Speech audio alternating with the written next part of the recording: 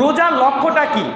এই যে আমরা 1 মাস সিয়াম যে রাখলাম, এটার উদ্দেশ্যটা কি?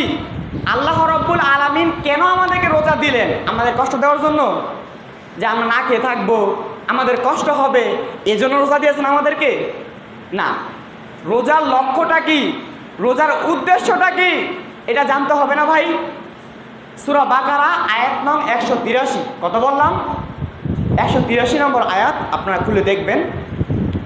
আল্লাহ রাব্বুল আলামিন বলেন, ইয়া আইয়ুহাল্লাযীনা আমানু, হে ঈমানদারগণ, তোমরা যারা ঈমান এনেছো, তোমরা শোনো, কুতিবা আলাইকুমুস সিয়াম, তোমাদের জন্য রোজা ফরজ করে দেওয়া হয়েছে।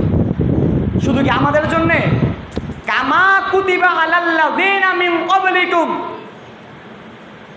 তোমাদের পূর্ববর্তীদের উপর রোজা ফরজ করে দেওয়া হয়েছিল। এখন কেন ফরজ করে দেওয়া হয়েছে? লাআল্লাকুম তাত্তাকুন, যাতে তোমরা মুত্তাকি হতে পারো। মুত্তাকি হচ্ছে আল্লাহ ভীতি, তাকওয়া, আল্লাহর ভয়। এই তাকওয়া যেন আমরা অর্জন করতে পারি, এজন্য আল্লাহ রাব্বুল আলামিন এই দীর্ঘ 1 মাস আমাদের জন্য রোজা ফরজ করে দিয়েছে। সূরা আলে ইমরান আয়াত নং 133, আল্লাহ রাব্বুল আলামিন বলেন, উইদ্দাত লিল মুত্তাকিন, মুত্তাকিনদের জন্য প্রস্তুত করে রাখা হয়েছে।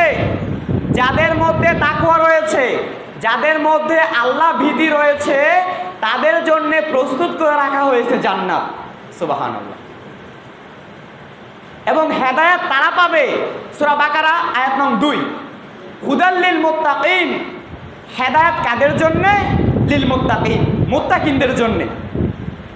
অর্থাৎ আমরা যারা মুত্তাকিন, আমাদের অন্তরে, আমাদের যাদের অন্তরে আল্লাহ ভীতি রয়েছে, তাকওয়া রয়েছে, আমরাই হচ্ছে হেদায়েতের পথের মধ্যে আমরা আছি। তাহলে হেদায়েত কার জন্যে? যাদের মধ্যে তাকওয়া রয়েছে। আর এই তাকওয়া অর্জন কিভাবে হবে? এই যে রমজান মাসে আপনি 1 মাস সিয়াম সাধনা করেছেন, এই রমজান মাসের মাধ্যমে। তো আমাদের মধ্যে এমন অনেক যুবক ভাই বোনেরা আমরা আছি, যারা রমজান মাসে আমরা কি করেছি? 5 ওয়াক্ত সালাত আমরা আদায় করেছি, কোরআন তেলাওয়াত করেছি, তাই না ভাই? করেছি। কিন্তু দেখা যায় রমজান মাস যাওয়ার সাথে সাথে আমরা আবার আগের মতো হয়ে গেছি। তাহলে কি হবে? বলেন, হবে? হবে না। আল্লাহ রাব্বুল আলামিন বলেন, তোমরা ওই নারীর মতো হয়ো না, যেই নারী কি করলো? রশি পাকালো, দড়িবে পাকায় না? রশি পাকানোর পরে সেটা খুলে ফেললো বা ছিঁড়ে ফেললো, তখন লাভ হইল এটা পাকাইয়া? তো ঠিক তেমনি এই যে 1 মাস আপনি এত কষ্ট করে আপনি সিয়াম সাধনা করেছেন, রাত জেগে কোরআন তেলাওয়াত করেছেন, পাপ কাজ থেকে যথাসম্ভব বিরত থাকার চেষ্টা করেছেন, আল্লাহ ভীতি অর্জন করার চেষ্টা করেছেন, কিন্তু রমজান মাস শেষ, আমরা এখন আবার আগের মতো হয়ে যাচ্ছি। তাহলে কি হবে? তাহলে তো হবে না, পরিশ্রম পুরোই বৃথা, তাই না? আল্লাহ রাব্বুল আলামিন বলেন আপনার সূরা মুহাম্মদ আয়াত নং 33, আল্লাহ তাআলা বলছেন, ইয়া আইয়ুহাল্লাযীনা আমানু, হে ঈমানদারগণ তোমরা শোনো, আতিউল্লাহ ওয়া আতিউর রাসূল, তোমরা আল্লাহর আনুগত্য করো এবং তার রাসূলের আনুগত্য করো। ওয়ালা তুবতিলু আমালাকুম, আর তোমরা তোমাদের আমলগুলো ধ্বংস করে দিও না। এই যে রমজান মাসে সবচেয়ে বেশি আমল করা হয় না? যে পাপী সেও তো মসজিদে আসে না ভাই রমজান মাসে? তো আপনি যে আমলগুলো যে আপনি অর্জন করলেন, নেকিগুলো অর্জন করলেন, এই অর্জিত নেকিগুলা রমজান মাস যাওয়ার সাথে সাথে আপনি কি করলেন? ধ্বংস করে দিলেন। কিভাবে ধ্বংস করলেন?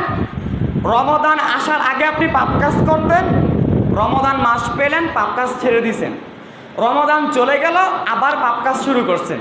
তাহলে কি এই নেকি কি থাকবে? বলেন, এই নেকি কি থাকবে? হ্যাঁ, এই নেকি কিন্তু থাকবে না। এই নেকি আমাদের কোনো উপকারে আসবে না। রমজান মাস আলহামদুলিল্লাহ মসজিদে আসতো, মসজিদ একদম পরিপূর্ণ থাকতো, 5 ওয়াক্ত নামাজ পড়তো। এখন রমজান শেষ, আবার আগের মতো হয়ে গেছে। মানে আমরা ইবাদতটাকে আনুষ্ঠানিকতার মধ্যে সীমাবদ্ধ করে রেখেছি। কিভাবে? বাৎসরিক একটা অনুষ্ঠান থাকে না আপনার যে কোনো জায়গায়, বছরে একটা অনুষ্ঠান থাকে না? তো আমরা মনে করি কি যে বছরে তো রমাদান মাস একবার আসে, তো এই রমাদান মাসে রোজা রাখতে হবে, এই রমাদান মাসে কোরআন তেলাওয়াত করতে হবে, এই রমাদান মাসেই নামাজ পড়তে হবে, এবং রমাদান মাস চলে গেলে এগুলো আর দরকার নেই। তাহলে কি এটা অনুষ্ঠানের মতো হয়ে গেল না? বলেন, অনুষ্ঠানের মতো হয়ে গেল না বিষয়টা? তো আমরা এই আনুষ্ঠানিকতার মধ্যে কি করেছি? আমরা রেখেছি